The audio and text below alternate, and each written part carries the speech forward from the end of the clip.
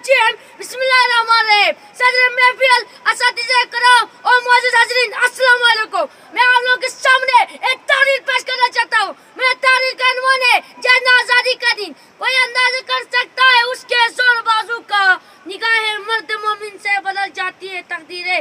آج سے تقریباً 70 سال پہلے جب مسلمانوں کو یقین ہو گیا کہ ہندو قوم اپنے اصلی اسلام دشمنی کی وجہ سے ان کے سر کبھی ہوا نہیں کر سکا, تو انہوں نے اپنے لیے ایک علیحدہ وطن کا مطالبہ کر دیا. دسمبر 1930 میں الہاباد میں مسلم لیگ کا سالانہ اجلاس ہوا تو علامہ محمد اقبال نے اس اجلاس میں تصور پاکستان پیش کیا. انگلستان میں مقیم چودھری رحمت علی نے ایک انجمن بنائی جس میں مسلمانوں کے لیے ایک الگ وطن کا نام پاکستان تجویز کیا گیا.